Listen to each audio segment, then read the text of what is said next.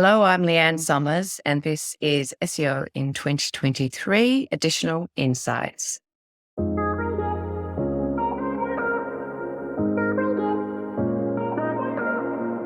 Leanne, what's your additional insight for SEO in 2023? Well, my digital insight for SEO in 2023, David, is to actually focus on your brand narrative, educate Google about your brand narrative so that you can control it through the entire customer journey. Okay, so lots to unpack there. I'm drawn initially to narrative, brand narrative. How would you describe what a brand narrative is? A brand narrative is your story. So I suppose not your logo, not your brand, not your color palette, which is what most people associate a brand, but it's if I were the manufacturer of this pen, then I have pen business. But how do I actually differentiate myself from the competition? What's special about what makes me different, and why would you want to do business with my pen business? So your brand narrative is basically providing a consistent message across the entire digital universe about who you are, what you do, and who you serve, why you do it better than anyone else. And a lot of people in our industry assume that a brand search is a navigational search. So you type in Facebook because you want to go to the Facebook page. People trust people. I'm a really firm believer in that. And if I were to meet you at a conference, for example, or I'm the pen manufacturer you meet at the conference, I didn't mind that lady, I think I'll go and check her out. The first thing you do is you go to Google and Google their name. So if your brand narrative, which is your story, doesn't tell the story that you actually want portrayed online, then potentially you have a problem. And I work with Jason Barnard on this. He's the brand SERP guy. You know, people throw around the word brand SERP like it's always existed, but he invented it. He invented the Kalicki process. I use the Kalicki process with a lot of clients, works very, very well, to actually create an entity home, to tell your story, to educate Google about who you are, what you do, who you serve, so that it makes Google's job easy, because Google is a business, it's a brand, and it's a semantic search engine. So instead of matching keywords to keywords, we move from strings to things a long, long time ago, because its business model is very inefficient. When you think about the volume of links, it's got to crawl around and put into somewhere. So in two ways, you can control your brand narrative. And the reason I think it's important is because when people look you up, you want Google or Bing to tell the story that you want people to read and see about you, rather than leave it to the algorithms.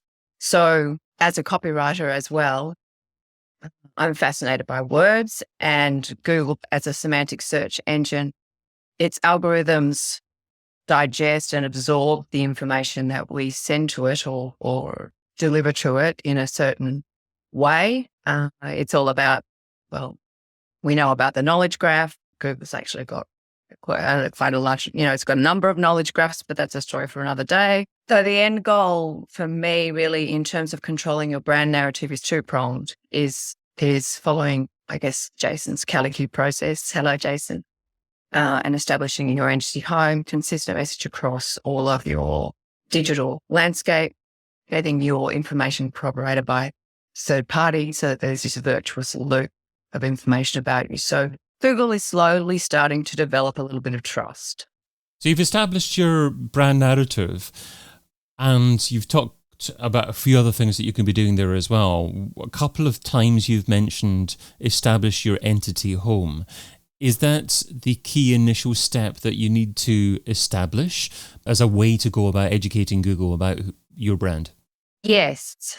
Well, I think the thing that you need to do is actually establish who you are, who you serve, and what you do, and, establish that message. For me, I'm actually starting my own personal experiment to demonstrate that any little itty bitty person, not just famous people, can actually influence their brand SERP with Google and with Bing. So over the weekend, I created a brand new website with a new domain name that I will use as my entity home, the about page on my entity home. Now, I can't tell Google this is my entity home, but what I can do is feed that information to Google through my about page and send it structured data or schema markup, and then corroborate that evidence through third-party sources, through making sure that all my social profiles, anything that I talk about on YouTube or whatnot,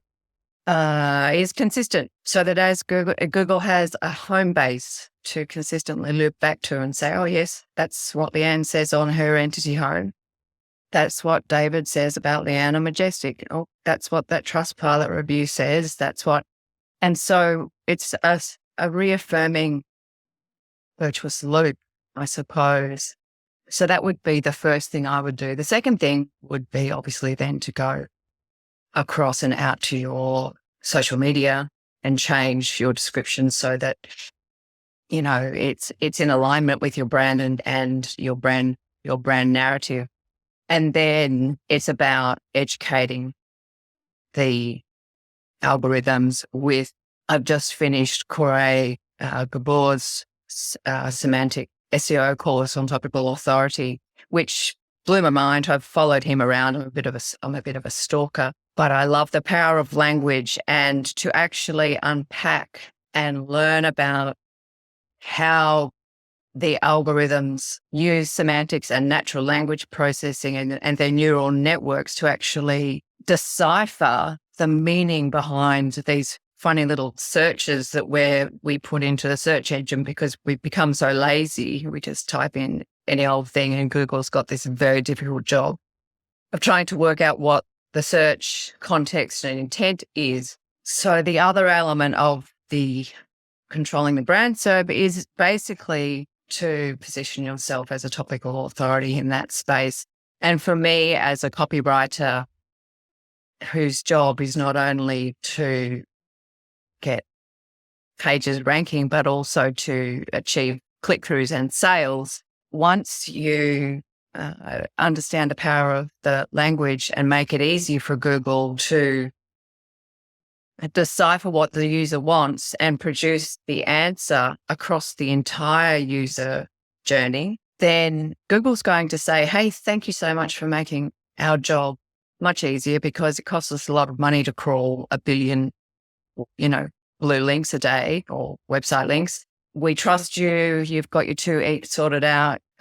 Your website and everything that you've got on there takes this particular audience set through their customer journey. We can come to you as the authority. So we're going to put you and your website in our knowledge graph, our knowledge graph of facts, of entities and attributes and the values and the connections. And we're going to give you a knowledge panel, which is what turns up on the right-hand side if you do a search for a brand on desktop. And we're going to provide your brand SERP as our set of recommendations. So you end up with the brand SERP that you want to. And if you watch any of Jason's videos, you'll see that you'll know that he's been doing this for a long time. And when Google announced search generative experience being with Bing Chat and Bard, when you type in Calicube, the brand narrative of Calicube, or what is the Calicube process, is already embedded in the generative AI result.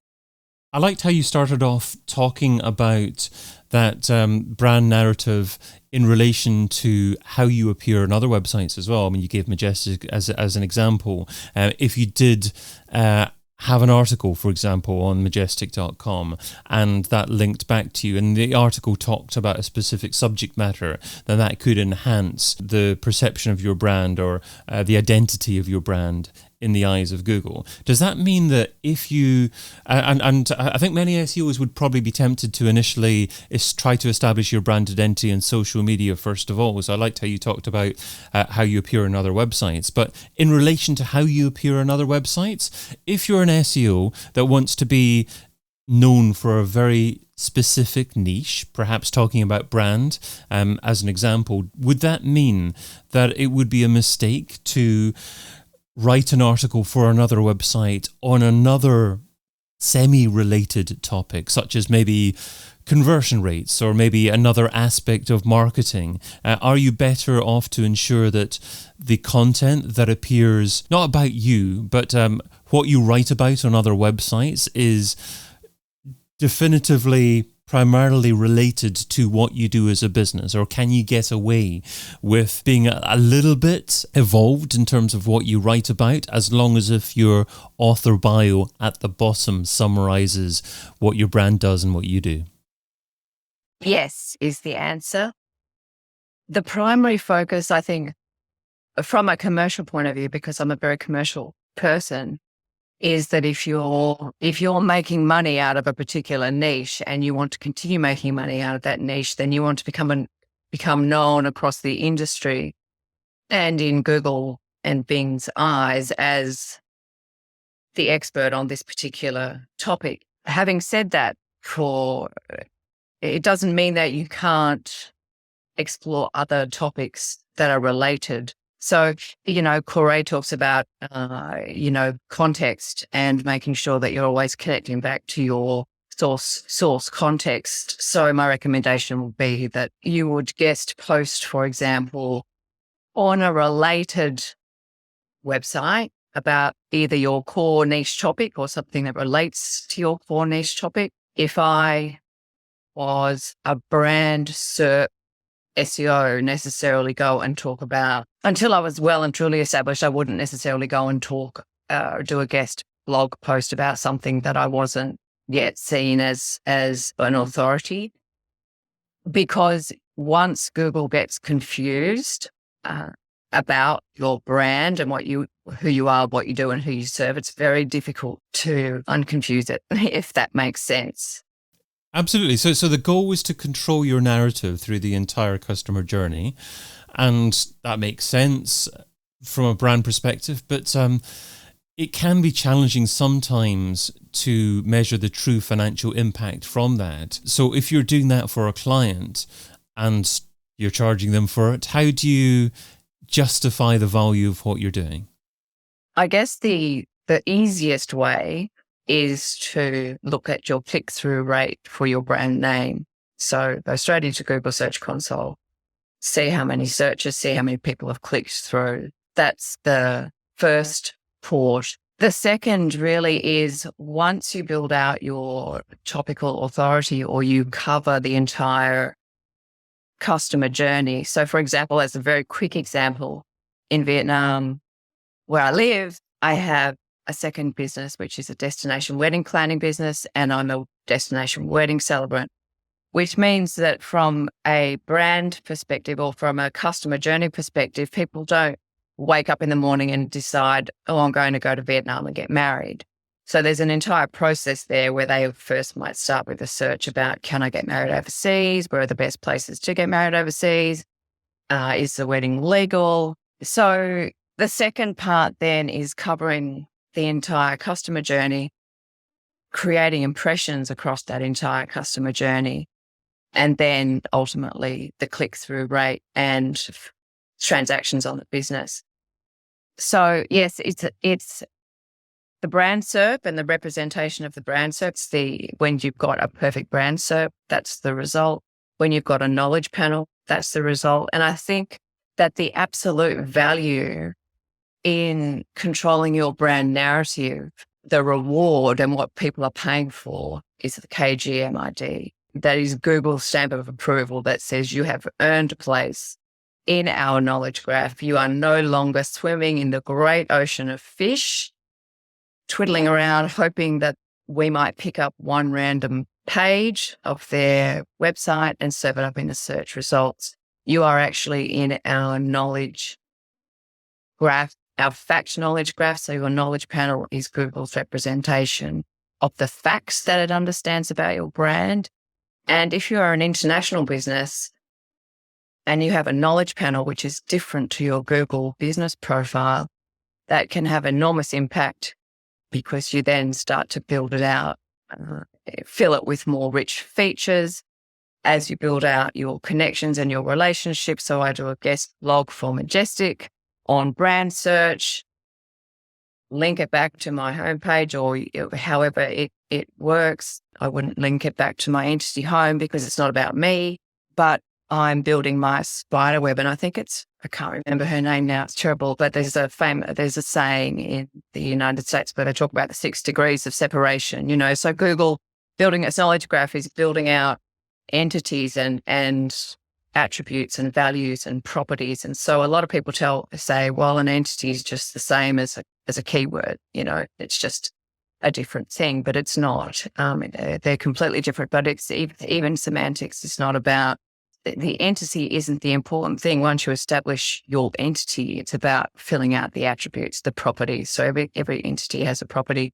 So for me, if I'm able to trigger and populate a client's knowledge panel with their brand and then have a people also search with other people from the same industry who are in the same cohort, then in terms of the future, generative AI, all of those things, I think for me, you've hit the jackpot because you are actually inside Google's brain, Bing's brain, and people, when they search for you, have got a one-stop shop and you're in the right spot. You're in the right position. You dominate the page.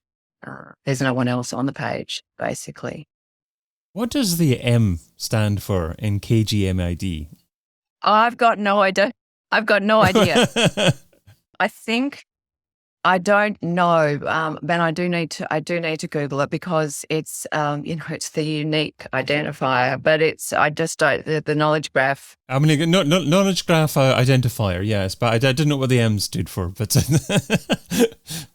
I don't know either. And I think it's a hangover from the early days where they called them something else. So yeah, I'll find out and I'll email you, David. You've shared what SEO should be doing in 2023. Now let's talk about what SEO shouldn't be doing. So what's something that's seductive in terms of time, but ultimately counterproductive? What's something that SEO shouldn't be doing in 2023? Oh, I'm going to get lots of enemies when I say this, but I wish people would stop talking about keywords and relying on tools to produce their SEO strategies and tactics and perhaps use their brains a little bit more. Let's just re-engage with our brains and start thinking about the world and people and humans and the kinds of things that you can use tools to sense check, to gut check, to make sure you're not going to go off into an area that is not going to deliver you any rewards. But continuing to talk about keywords is harking back to SEO 10 years ago. And we are now talking about semantics. We're not talking about lexicon. We're not talking about matching this exact keyword with this exact keyword. We're talking about trying to help a bunch of algorithms understand the context and the meaning behind a query that people put into a search engine, and as much information that you can wrap around the topic, the context, the attributes, the better, because you're helping the search engine do what its brand does, which is build a set of search results that satisfies their users in whatever format they prefer to consume it, whether that's video, whether that's Twitter boxes. I don't think it's Twitter anymore, but you know what I mean. Xboxes. Xboxes, yes. I wonder if they're going to have some kind of trademark issue there, Xboxes. Well, that's another conversation. Yeah, it is another conversation.